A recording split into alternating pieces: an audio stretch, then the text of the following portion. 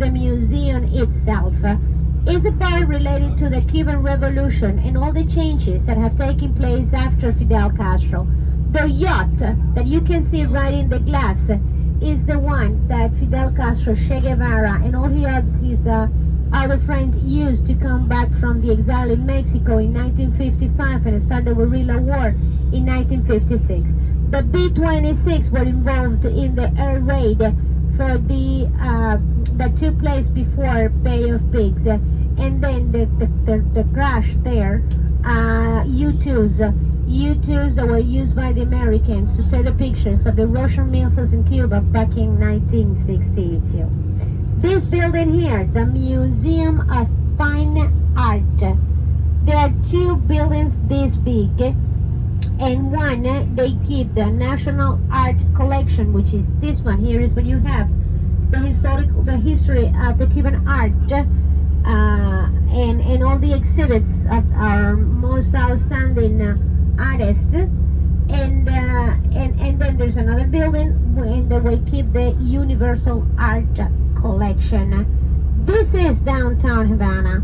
This is where everything started back in 1930. New Havana goes back to 1902 and have been built to the standards and the taste of the Americans that started to move the business in or open new business and start all over. On your right hand side, a Sloppy Joe's bar. This is the Sloppy Joe's, the very first one he opened before he became the franchise that is nowadays. He used to be the bar with the longest bar in Havana and one of the most popular corners. They even have a Hall of Fame in there, in which they keep all the tracks of the great personalities that have been in the place. Central Park, Jose Marti. Jose Marti is a name that you need to remember because you're going to be hearing very often today. Jose Marti is the name of the national hero of Cuba. A person that goes back to the 1800s, because Jose Marti was the one that led Cubans back in 1895 to the Second War for the Cuban independence. And these around here are all hotels. Okay.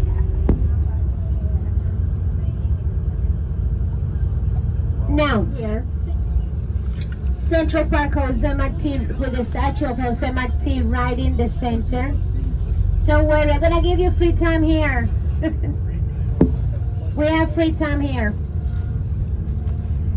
Well, not free time. You're gonna have plenty of time to take pictures. As I said, New Havana is mainly photo stops. Then Inglaterra Hotel, and that beautiful building with the angels on top is the Havana's Opera House. The Havana's Opera House. Further away, you have the Capitol Building, which I don't need much explanation just for you to realize that it's an exact replica of the Capitol in Washington, United States. It was built in between 1926 and 1929. Cześć kochani, jak słyszeliście już wcześniej, znajdujemy się w Hawanie i to jest akurat Nowa Hawana, czyli miejsce, które jest nie aż tak stare, bo sama Hawana sięga pamięcią aż do 1500 lat, 1590 roku, i jeżeli się nie mylę. I teraz tak, tutaj mamy Museum of the Fine Arts, a z tamtej strony jest Kapitol, który jest dosłownie repliką amerykańskiego Kapitolu. Nie do końca go widać stąd. Co mi się uda, to Wam pokażę jak najbardziej. Wrzucę Wam napisy do tego, co przed chwilą pani przewodnik mówiła. Ona ma na imię Liza. I co ciekawe, już w zeszłym roku ją spotkałam. To jest naprawdę niesamowita sprawa. Także tak to wszystko wygląda. Jest tu mnóstwo tych wszystkich classic cars. Pięknie to wygląda. Gorąco jak nie wiem co, ale nie ma co narzekać. No, cóż my tu więcej mamy? Tu jest wielki teatr. Główny teatr uratowany. Piękna architektura.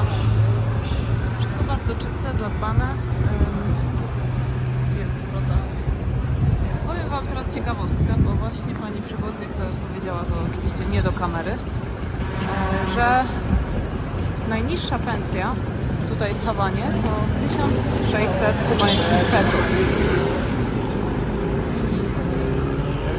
Jak wrzuciłam to w kalkulator i przeliczyłam, to mi wyszło, że to jest jakieś 15 euro. Wyobraźcie sobie, na cały miesiąc. Najwyższa pensja około 10 tysięcy pesos, czyli jakieś 80-90 euro. Tutaj mamy właśnie ten kapital. Piękny budynek.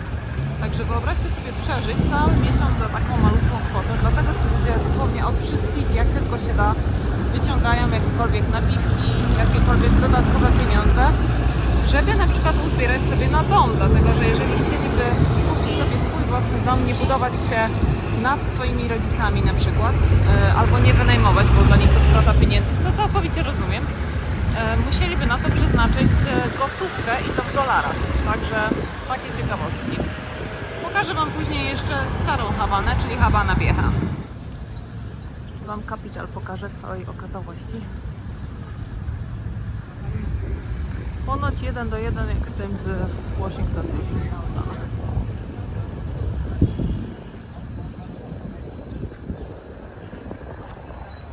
Przeogromny budynek.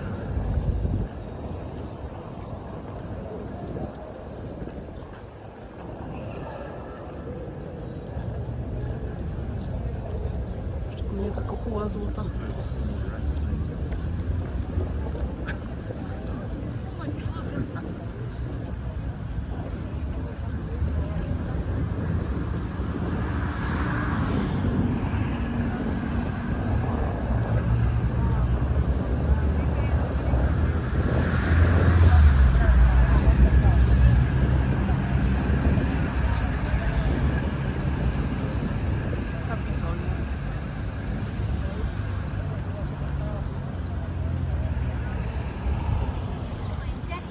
Cubans have not much of a say in anything that happens here.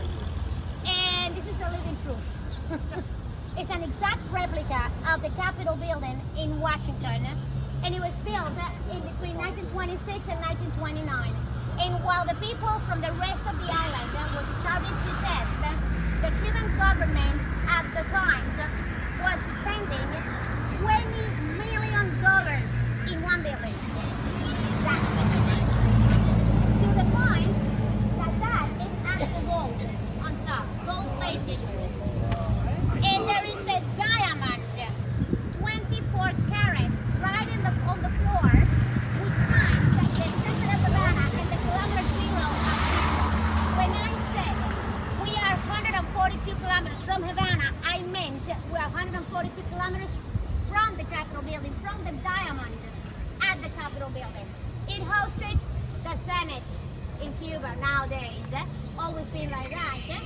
And some of the other government offices have been moved into the Revolutionary Square, which is the next place where we build it. Same thing.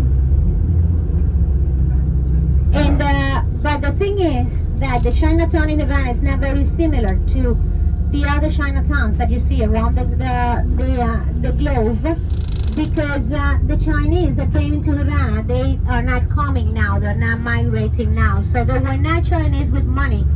Were Chinese that came into Cuba in the late 1800s, and they were practically servants. They were very, very poor, and they were illegal immigrants at the time. So they were exploited by the wealthy Spaniards and the wealthy Americans, mainly because they came in at the very, very beginning of manpower, like working. Cuba was one of the last countries in America to abolish slavery. Even when we began our first war for the Cuban independence in 1868, one of the very first things that the Cuban that started the war for the independence, Carlos Monroe de Cespedes, did was to free his slaves and invite them to follow them into the fight against Spain. Unfortunately, that very first war against Spain failed.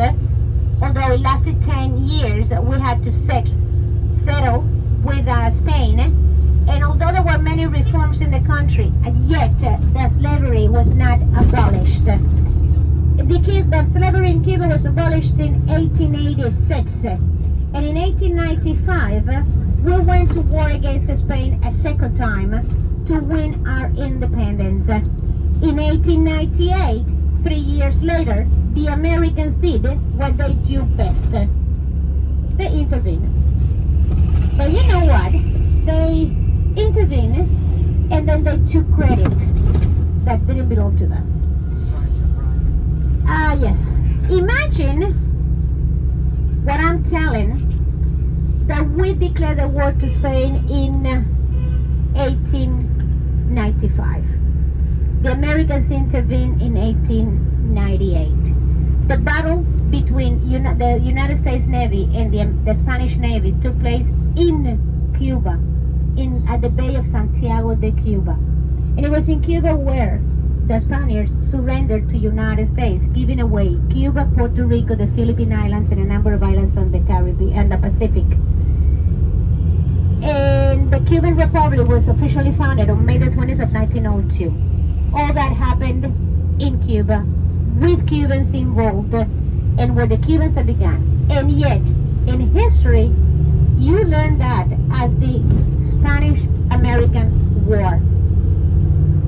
They don't even mention that was the war for the Cuban independence. It's just the Americans, taking credit.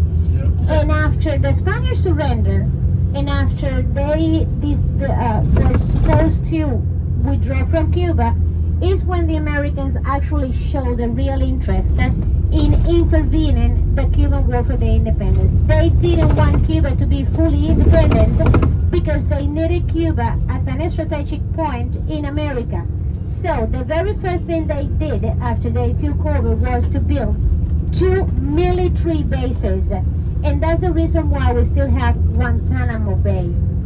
Guantanamo Bay is part of the national territory that was given to the Americans during that time in a leasing, and where they have built a military base. But not only that, also they established, in order as one condition to withdraw the army from Cuba, they established that they had to be free to build charcoal mines. They took over all the coal reserves of the island. And we're talking about coal. We're talking about what at the times used to be the oil. Cold. Charcoal. Oh, cold. Okay. Yeah. Steam generated times. Yeah. And they needed it and we have very good mines of it. So they took over all the mines in the country. And not only that, from that moment they also established that their companies would invest in Cuba free of taxes. And at the very beginning it was not that bad.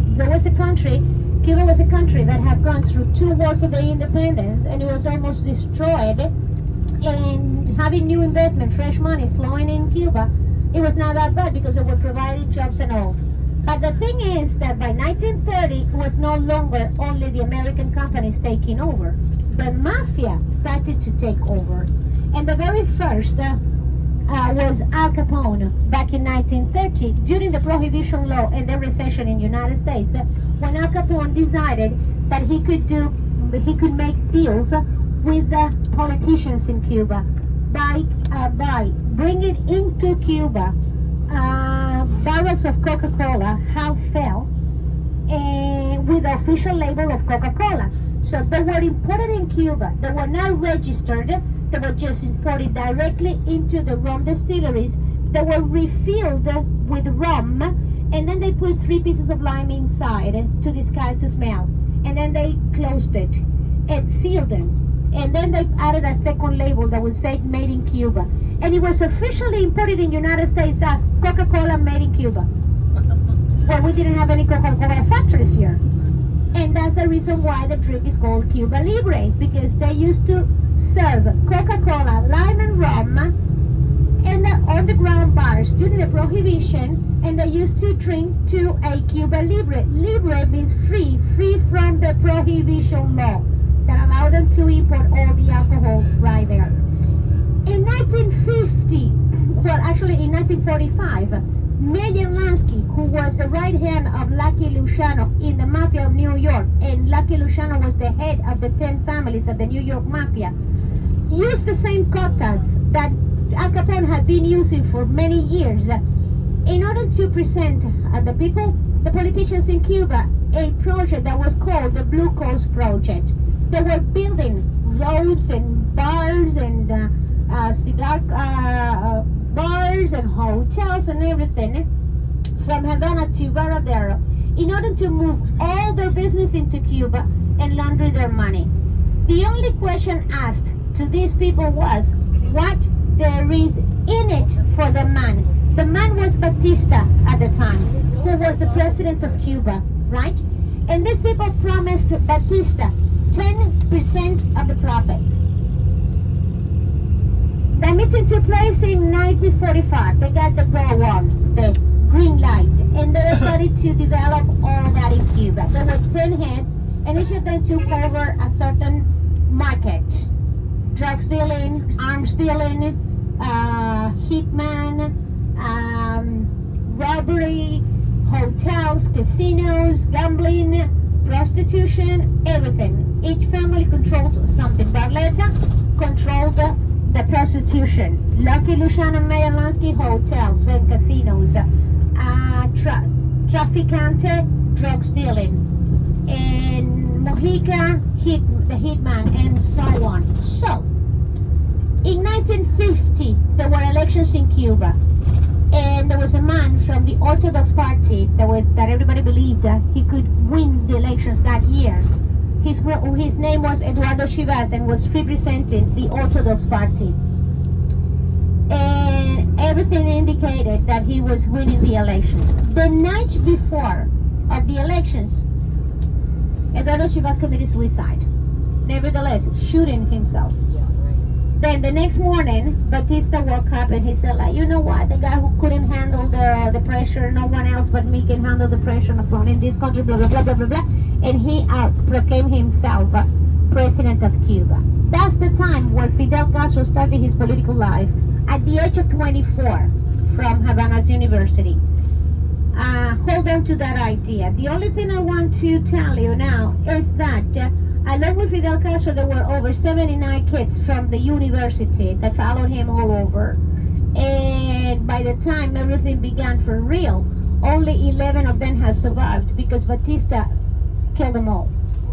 In between torture and jail, the assassinations disappeared, only 11 of them made it. Of those 11 kids were the ones that became the 8 commanders of the Cuban Revolution. 8 guys that were all commanders, and they had pretty much the same power to lead a certain column of the Cuban army. While Camilo Cienfuegos, while Fidel Castro remained in Santiago de Cuba, Camilo Cienfuegos was moving in Camagüey, Che Guevara was moving in Santa Clara, Raúl Castro, his younger brother, in Granma, and so on in different areas of Cuba. The idea was to avoid a direct contact between both armies because it was a big army against a small one. Znajdujemy się obecnie na Revolutionary Square, czyli w sumie najważniejszym punkcie dla wielu Kubańczyków. To tutaj właśnie Che Guevara uskutecznił speech, czyli swoją mowę, która trwała najdłużej chyba na świecie bez przerwy, 8 godzin dla 2 milionów ludzi. I jedyny taka kolejna przemowa, która była niemal tak samo długa i z taką ilością, no pewnie nie tak samo długa, ale z taką ilością ludzi, prawie 2 miliony ludzi, to było kiedy papież przyjechał tutaj odwiedzić Kubę. Także ponapawajcie się tym widokiem. Oczywiście classic cars everywhere.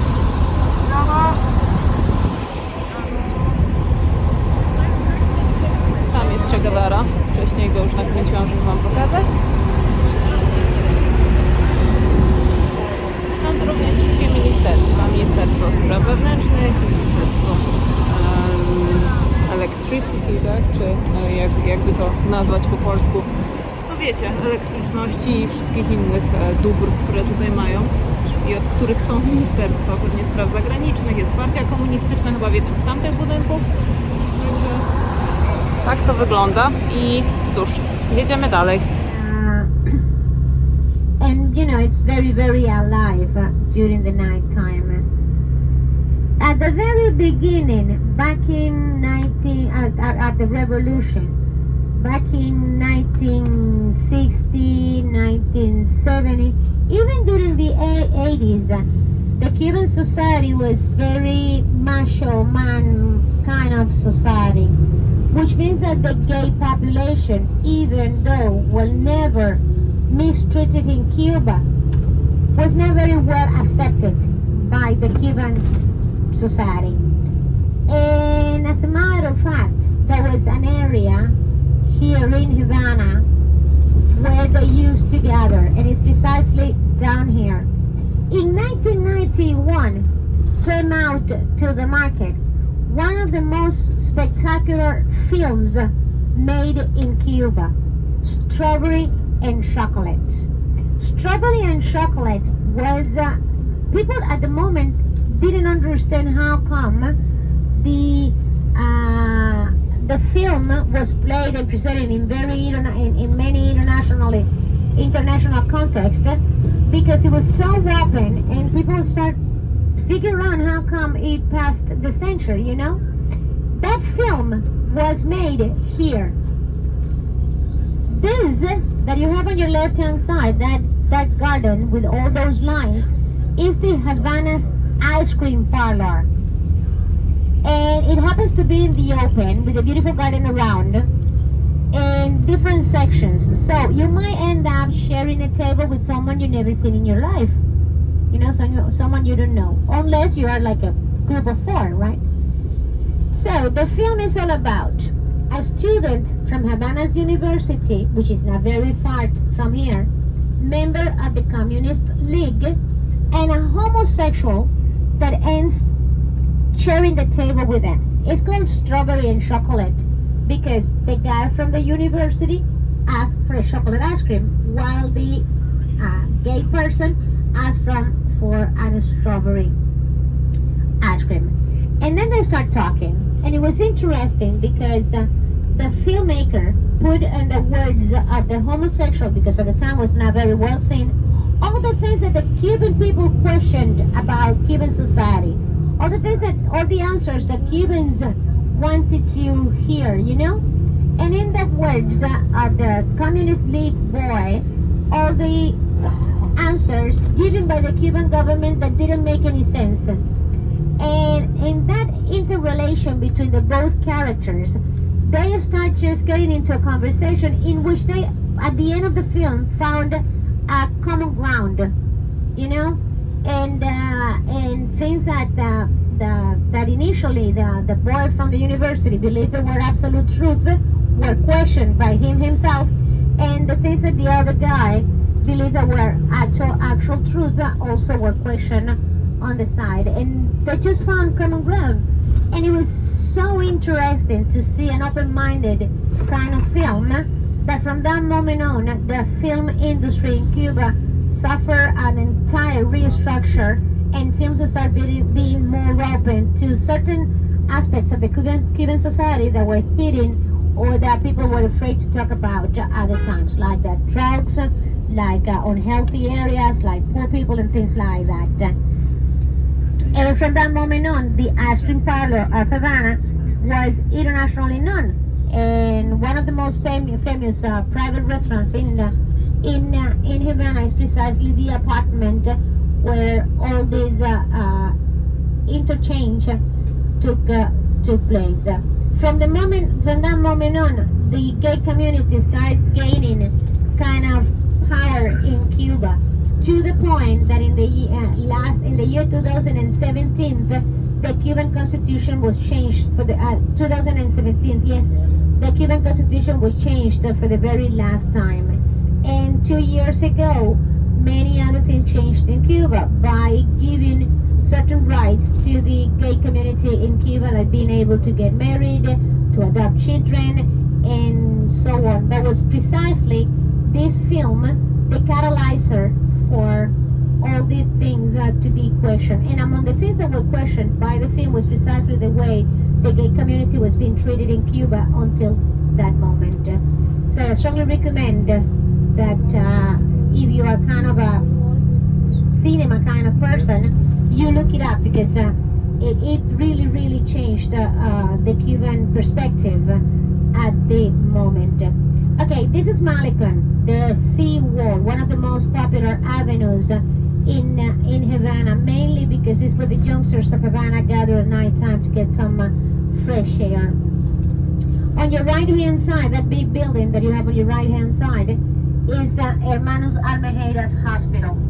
Avant-garde technology, one of the most specialized hospitals in Cuba.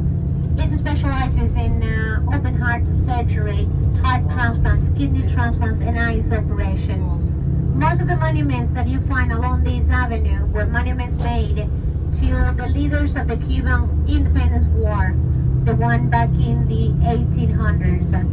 This was made to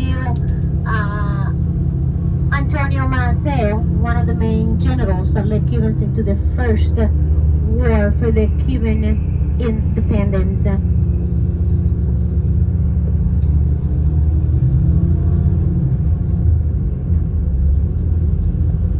Old Havana. This is the end of New and the beginning of Old Havana.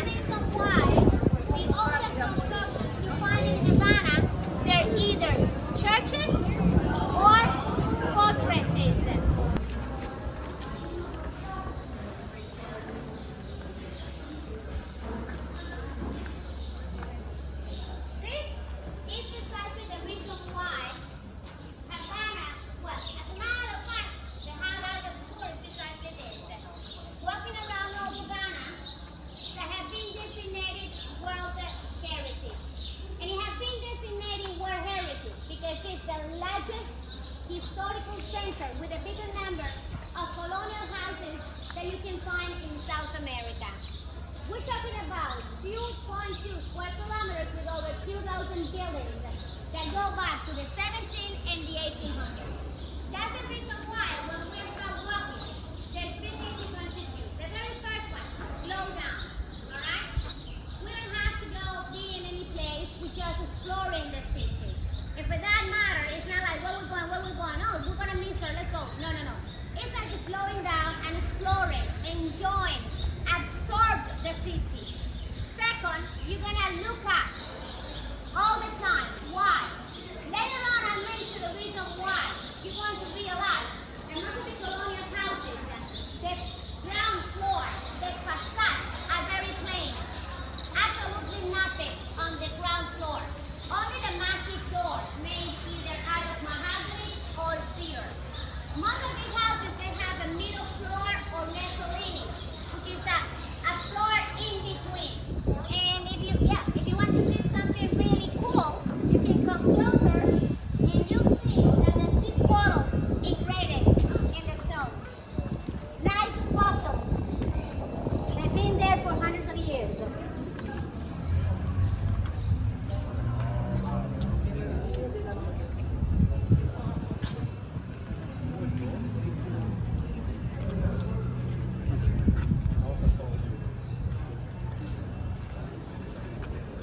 The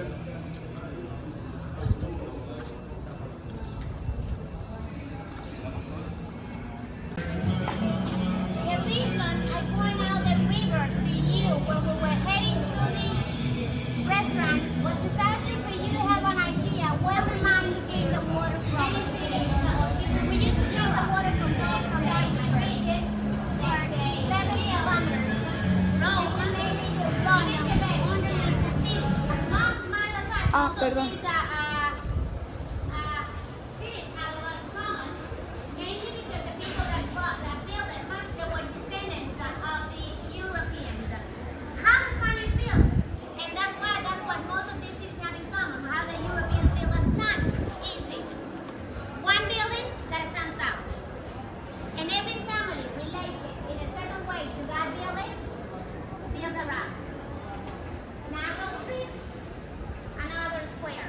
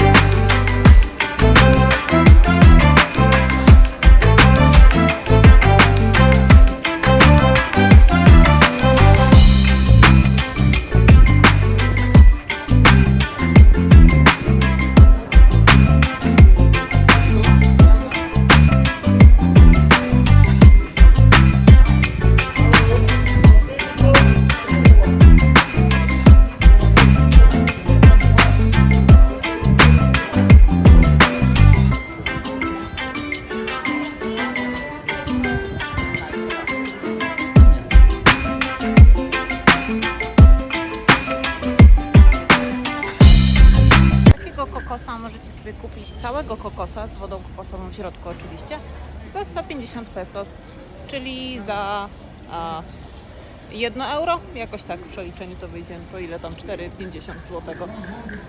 Smacznego.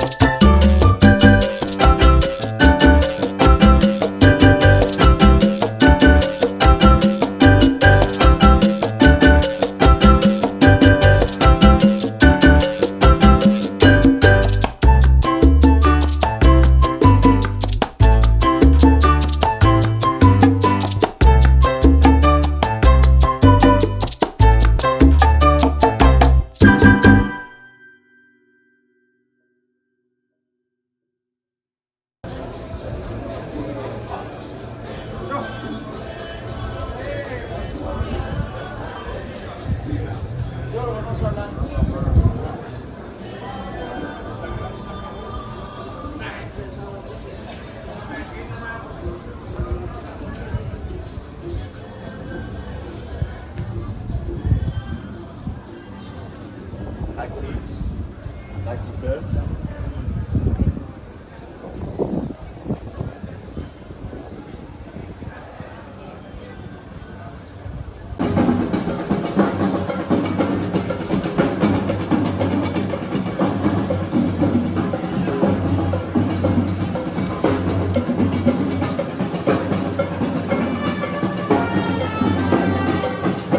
Akurat na jakąś paradę na tym